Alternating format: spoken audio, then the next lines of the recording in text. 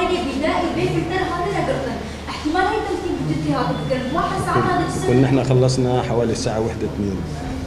الاهل استلموا الجثه الساعه 8. معقول صار تمثيل بالجثه بهالفتره هذا؟ از بكون ظالم ما جثه تسليم. انا هذا الواقع اللي حكيت ما فحص كده ما بعرف انا ليش البيبك جراني مين راكين بده مقلع اسنانه. لا لا لا انا حتى انا كشفت على الاسنان، لانه كشفت على الاسنان، فتحت الشفه السفلى والشفه العليا حتى ابحث عن عمليه كتم نفس. يوم الواحد يضغط عمليه باليد براحه اليد على الفم فتنضغط تنطبع الاسنان الشفه العلوي والسفلى على الداخل، فحاولت ابحث عن هدف حتى اوصل للحقيقه، فلم اشاهد. كانت اسئله لم اشاهد موجوده، فانا حقيقه يعني متفاجئ. دكتور محمد خلف ودكتور محمد شلاش منبري هدونا. نعم. قبل تعرفوا بعض؟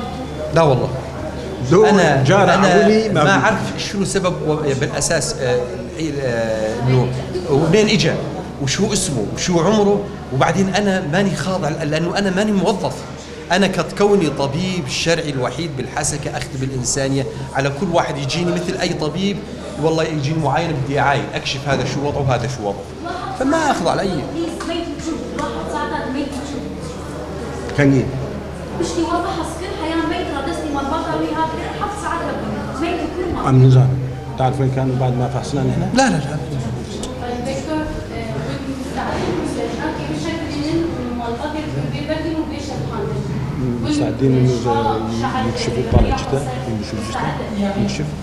ايه ليش لا ليش لا ليش لا بس ليش هم ما طلبوا؟ هم ليش يعني ما دام انه في كانت شكوك وكذا كان يحق لهم يطلبون لجان وانا قلت بكلامي انه كلامنا غير منزل، يحق للشخص يعترض على وفاة قريبه او كذا، في اطباء وفي كوادر علميه يوضحون اكثر، يعني ما مو غلط يعني. احنا متمسكين، هاي معرفتنا وهي خبرتنا حقيقه. الباقي يتصفى عليهم، فاما سيدنا البحث عن جثه وما جثه هم يطالعون، هم مسؤولين عن البحث، لانه هم بالبدايه ليش ما سووا قبل ما يدفنون حتى ياخذون حقهم ويثبتون الحق. يعني حقيقه ليش ما ياخذون الحق؟ ياخذون الحق. يعني عائله المتوفي لازم كانت تطالب بلجنه قبل ما تدفن. طبعا اكيد يعني انا حقيقه ليش لا؟ شيء ما بيزعج هذا. بيستو شهر ساعه أمي أنا كان بين أما بريارة كبيرة أمي لكن بيستو شهر ساعات حتى أنا تغيرات سيرجس الشيء. طبعا في يعني يعني تشتري هنا إمديتي أم لما كان يعني بين الصور اللي بين ايديكم تقدروا تشوفون الصوره اللي انتم شفتوها منها.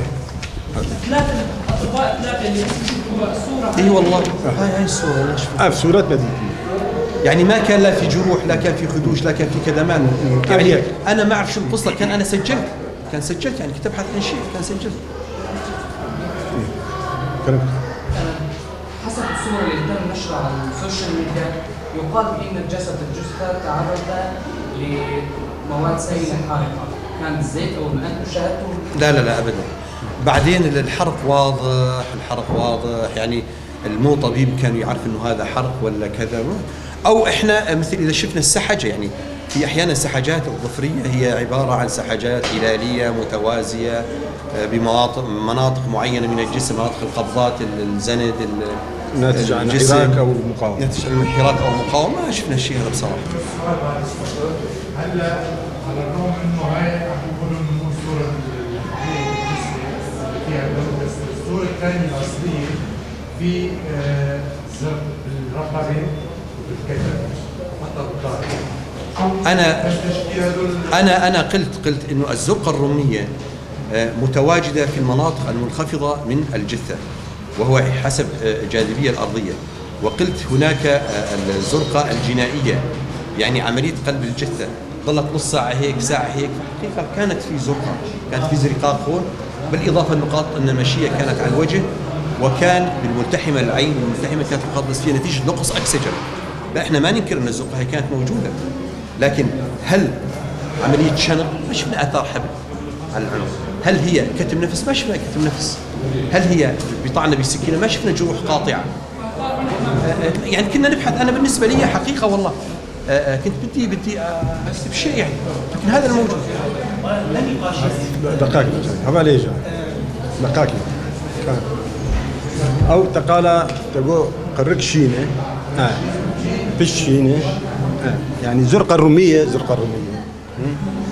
جنازه العرديه هيدي شين بقى تشكيل نورماله بر جنازه بين ساعتها سبسيد مينه في شين بين كلامك شين دبن استناديه من اللوح الكتيبي جانا نخش جنازات تقلد كده 10 دقائق ربع ساعات او جي هيدي دسبيت كده لا تشتي تدبيجي بتشكي نورمال لا شوبي تصاندين بوك نيم صار عمر صوتين علميا طبيا هل الجثه تنزف؟ طبعا اكيد لانه شو اسمه طبعا تنزف تميع الدم نتيجه الاحتشاء الدماغي ففي اثار نزف يعني انا ذكرت انه في اثار نزف كان من الانف بعد الموت هل الجثه لكن تنزف واكبر دليل تميع الدم واكبر دليل انه الزرقه الروميه الدم يهبط الى اسفل الجثه حسب تموضع الجثه يعني على فرضيه انه تم ترتيب الجثه بعد الموت اثناء الترتيب الجثه هل تنزف الجثه؟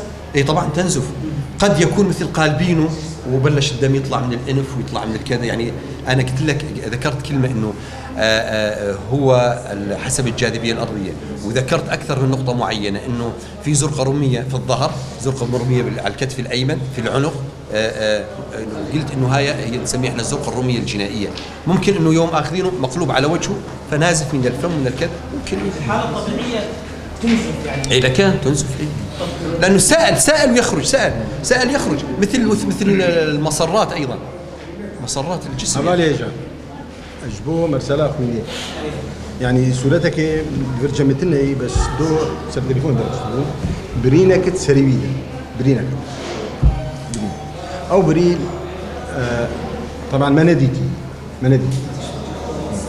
ولا نفترض انه هبوش يعني سري غزاره تريو دمويه غزيره قرك كوين دركتا سر بطاني زهابو هو بشكل عام هو الجلطة الدماغية هو تمزق وعاء دموي في الدماغ وبالتالي يكون في كمية دم موجودة مخزنة وبالتالي يخرج من المناطق المفتوحة العينين الأنف الفم الدبر الذكر يعني بشكل عام يعني طبعا حسب أقرب موقع فعملية هي جلطة نزف انفجار شعير دموي شريان وريد كوينيت الدجي ما نديتي لا تندري مع ديدا خورن هي هي احتمال دمارك بشوف الدكتور وعاء يعني نامي نخوني صافي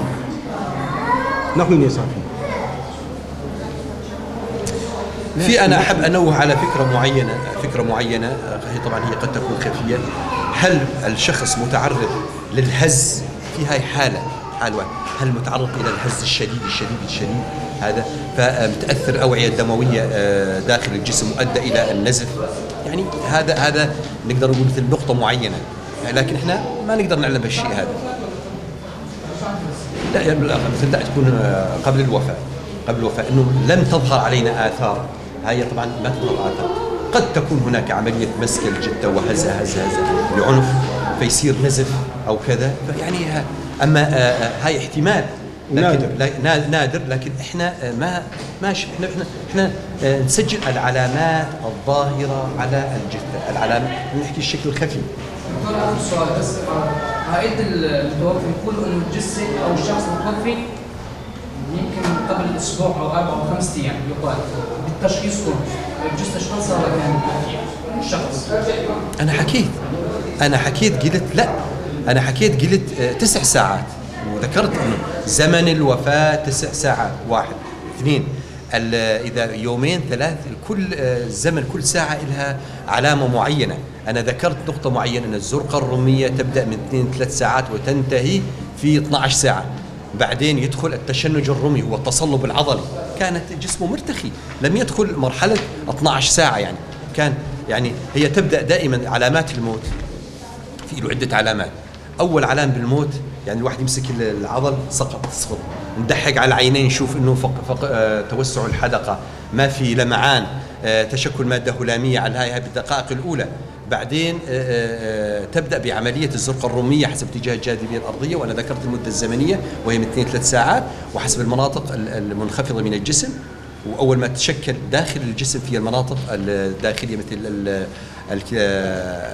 الرئتين والعرى المعويه المناطق السفليه، ثم تتجه الى السطح الخارجي بشكل نقاط نزفيه صغيره، ثم تتجمع حسب المده الزمنيه حتى تاخذ مجال واسع. ال6 ساعات اذا ضغطنا الزرقه الروميه نشوف ان الدم يرجع، يقول والله الوفاه 3 ساعات، او احنا ممكن نفتح العينين نشوف مثل في عندنا تحديد مثل 3 ساعات الدم بالعينين من اليمين الى اليسار واليسار الى اليمين، هاي نقول مثل 3 ساعات. الشيء الاخر قياس الحراره، دائما قياس الحراره بشكل عام هي قياس الحراره عباره عن قياس مرقم حتى 50 درجه مئويه، نحطه في الدبر فتحة الشرج بالساعة الأولى لحتى 8 ساعات تنخفض درجة الحرارة درجة مئوية حتى 8 ساعات، يعني هي 37 كل ساعة تنخفض درجة مئوية. بين ال8 ساعات وال24 ساعة تنخفض درجة الحرارة كل ساعة درجة ونصف، وتتساوى درجة الحرارة مع درجة الوسط بعد 24 ساعة حسب الجو. يجوز تكون درجة حرارة 40، فتظل 40 درجة الجسم نفس حرارة الوسط الخارجي. فهاي النقاط علمية مشان تحديد الموت وأسباب الموت وعلامات الموت. تبرسل تقول مالبات شبيجن مالبات بيجي الجنازة الكس بريا يروح وفات في نهاية ساعات، يعني بسمامي ميدا كان نامي هجار بيجي بسمامي مني كان روج سوي شيء في جانب الخصبايا بنت أو أجر سي شارو سر هر ريجر تنام بشكل بين تفسر شيء وكتيبات بيش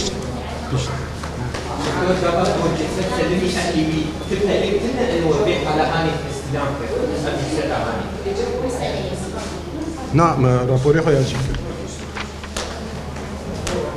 يعني تفهلك كده ببيانات مستشفى واهلي بي انه جسد وفي حاله هاي مو ناس ناكل دوم ناسكر براكيوين بر جمع تختور دوم ناسكر وبراسي الدكتور جيبو يعني هاتن سر جنازاكي ناجي ناسكر ونائم هبدو ناسكر ويوي اني جام نوا ناس ناكر دو زلال بو جنيابين. طبعا بنهاية الحديث احنا نترحم على الله يرحمه ان شاء الله مثواه الجنة، ونعزي الاهل، وان شاء الله نتمنى ان تنكشف الحقيقة، يعني الحقيقة تكون واضحة بالنسبة للاهل، واحنا من صالح الحق حقيقة، والله يرحمه، الله يسكنه في فسيح جناته، هذا اكثر ما نقول ان شاء الله. رحمة خدي